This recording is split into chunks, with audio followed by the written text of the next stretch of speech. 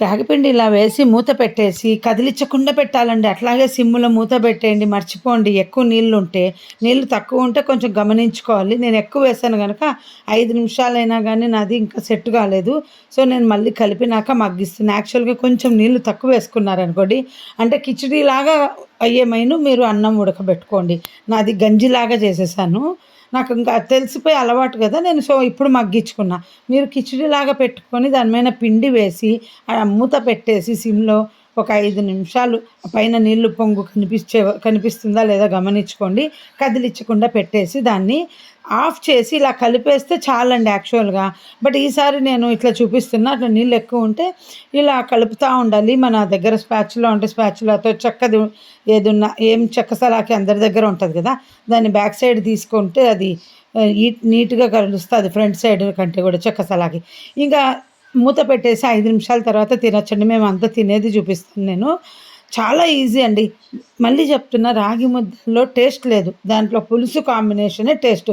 So, మీరు బాగా స్పైసీగా మీకు నచ్చినది ఏదైనా చేసుకోవచ్చు. పచ్చిమిర్చి పచ్చడిలాగా చేసుకోవచ్చు.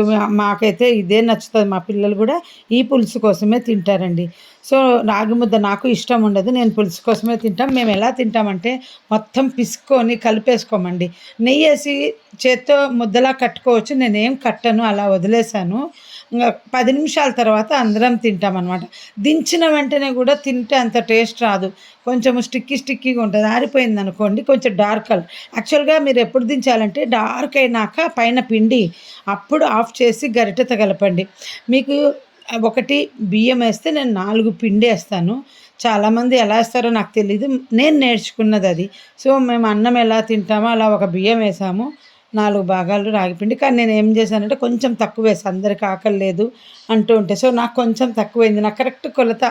ఇంకా అంతకంటే హెవీ అండి తినలేం. చూడండి కలర్ మారింది. మేము అంత పిసికి కలపమండి. జస్ట్ దాన్ని లేదా దాంట్లో రోల్ చేస్తాం అట్లా. బాగా నెయ్యి వేసుకుంటాము. నెయ్యి వేసుకొని అలా అలా టచ్ చేసి రౌండ్‌గా తిప్పుకుంటాం. లోపలికంతా పులుసు అన్నంలో కలుపుకున్నట్టు కలుపుకోం. ఆ ముద్దను తిప్పాలి పులుసులో. తిప్పి తింటే చాలా టేస్టీగా ఉంటది. ఇంతే చూడండి ఇలా ఉంటది. చేతికి ఏం అంటుకోదు. కానీ నెయ్యి వేసుకోవాలి. నెయ్యి వేసుకుంటేనే టేస్ట్ ఉంటది. ఇంత ఒక్కొక్కరు ఎక్కువ తినలేరండి. హెవీ అంటుంటాడు మా ఆయన ఎప్పుడు. అరగదు ఇది తొందరగానే. ఆ రోజు రాత్రి కూడా ఎవ్వరేం మేము ఇది తినేసరికి 4 అయింది. పిల్లలు కూడా ఇష్టపడతారు. కేవలం ఆ పులుసు కోసమే అండి.